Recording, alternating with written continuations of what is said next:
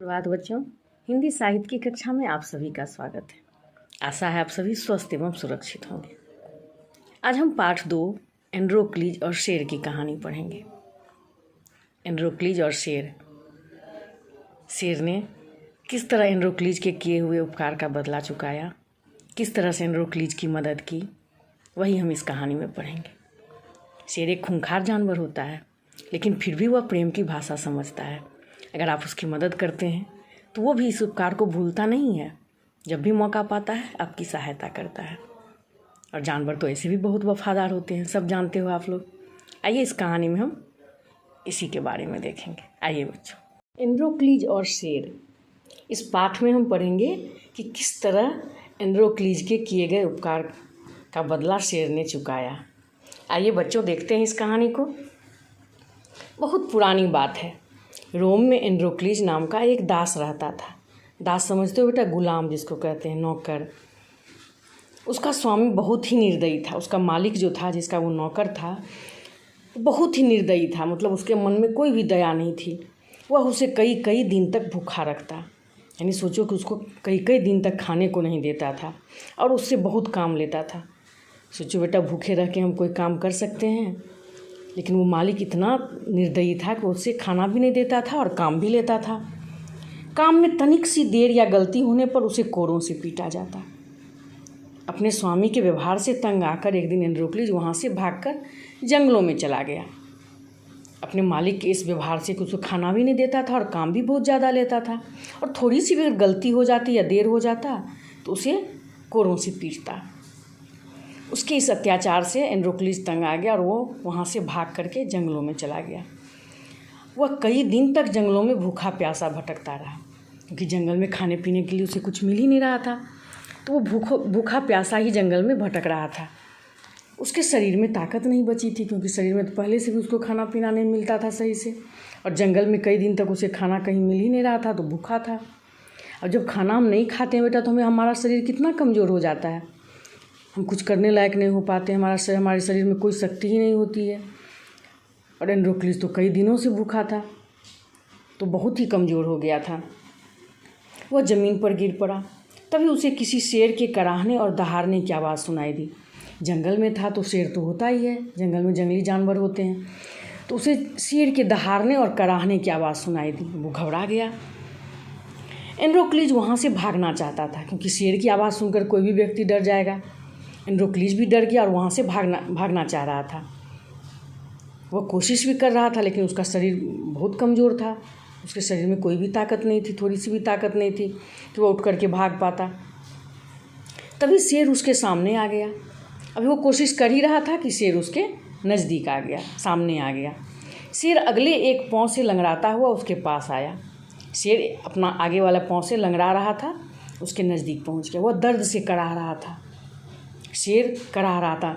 हमें भी बेटा चोट लगती है तो हम भी कराहते हैं ना, और शेर को भी चोट लगी हुई थी। शेर के पैर में दर्द था तो वो कराह रहा था खूब ज़ोर से। एंड्रोक्लीज के पास पहुंचकर भी शेर ने उस पर हमला नहीं किया। शेर तो खूंखार जानवर होता है, इंसानों पर हमला करता है, उसे खा लेता है। लेकिन वह एंड्रोक्लीज पर हमला नहीं किया, क्योंकि वो दर्द में था। उस पर हमला नहीं किया, बल्कि अपना अगला पाँव उसकी ओर बढ़ा दिया, क्योंकि अगले पाँव में उसको कष्ट था। अगला पाँव उसने एंड्रोक्लीज की तरफ बढ़ा दिया। एंड्रोक्लीज ने देखा कि उसके पंजे से खून निकल रहा है। उसके पंजे में एक लंबा कांटा गड़ा हुआ था। शेर के पंजे में एक लंबा सा कांटा गड़ा हुआ था, जिससे खून बह रहा था। शेर की पीड़ा का कारण भी यही था, यानी शेर के जो कष्ट का कारण था यही था। पीड़ा का अर्थ क्या होता है? कष्ट, दर्द। एंड्रोक्लीज ने कांटा खींचकर बाहर निकाल दिया।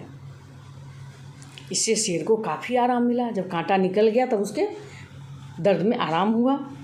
शेर ने कृतज्ञता से एंड्रोक्लीज का हाथ चाटा। शेर को बहुत आराम मिला, बहुत खुशी हुई, और उसने उस पर उपकार किया था एंड्रोक्लीज ने। इसीलिए इस उपकार के बदले में उसने क्या किया? उसके हाथ को चाटा कि उसकी कृतज्ञता, उसके एहसान को मान रहा था।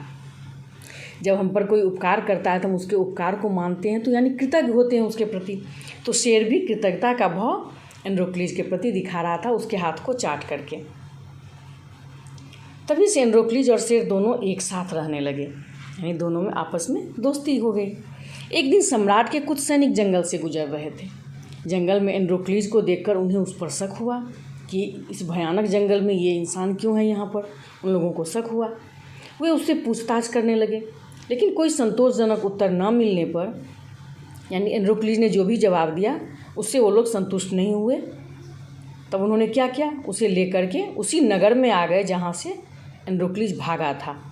एंड्रोक्लीज के स्वामी ने उसे पहचान लिया। एंड्रोक्लीज का जो मालिक था, जिसके यहाँ ये काम करता था, वह उसे पहचान लिया। उसकी शिकायत पर एंड्रोक्लीज को मौत की सज़ा सुनाई गई। यानी उसके मालिक ने शिकायत कर दी कि मेरे घर से भाग गया, और वहाँ उस समय उसकी सज़ा वही होती थी, जो भाग जाता था उसको मौत की सज़ा दी जाती थी। उन दिनों भागे हुए दासों को यही सज़ा दी जाती थी। उन्हें एक बड़े अखाड़े में भूखे शेर के सामने डाल दिया जाता था।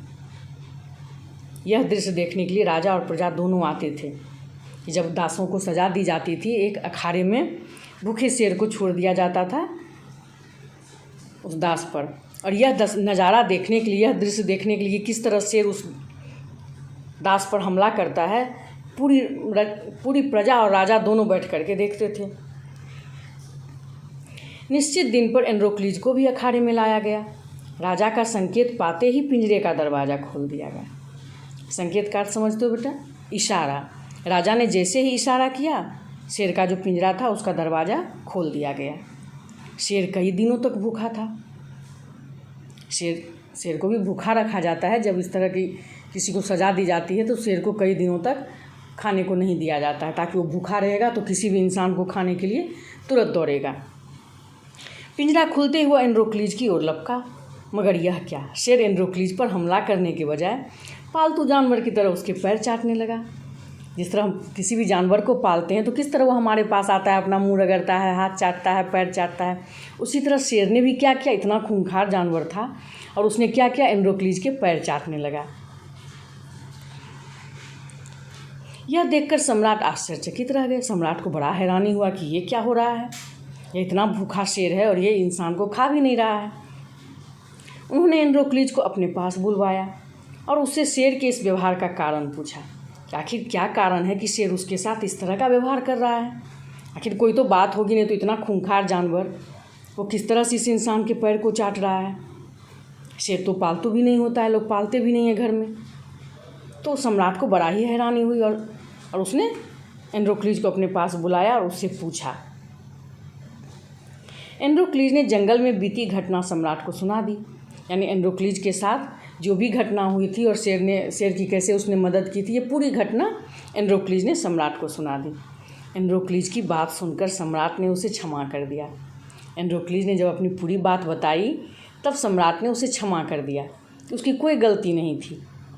उस पर मालिक बहुत अत्याचार करता था, खाना भी नहीं देता था, इसलिए वो घर से भागा था और जंगल जाकर उसने शेर की सहायता की। तो ये सब बातें जान करके सम्राट ने उसे माफ़ कर दिया।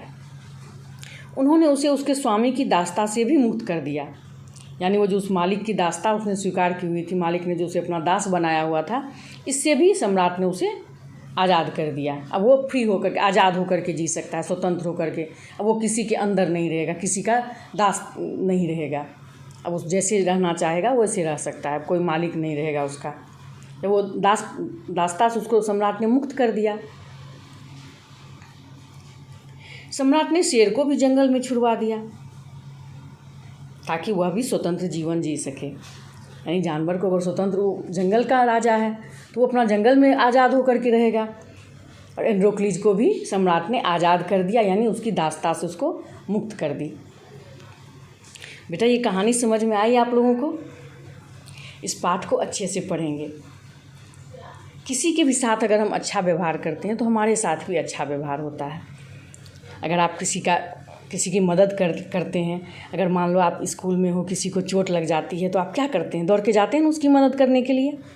उसी तरह एंड्रोक्लीज ने डरते हुए, इतना खूंखार जानवर शेर होता है, उसके पंजे से कांटा निकाल करके उसके दर्द को दूर किया। और इसका उपकार शेर ने कैसे चुकाया, ये तो आपने देखा बेटा कि जब उसको सज़ा दी जा रही थी तब उसने एंड्रोक्लीज को नहीं खाया और जानवर बहुत वफादार होते हैं। अगर आप उस पर एहसान करते हो, उसकी मदद करते हो, तो वो हमेशा आपके साथ अच्छा करता है और उसको भूलता भी नहीं है। हमें सबके साथ अच्छा व्यवहार करना चाहिए। इस कहानी को अच्छे से पढ़ोगे। धन्यवाद बेटा, मिलते हैं फिर अगली कक्षा में।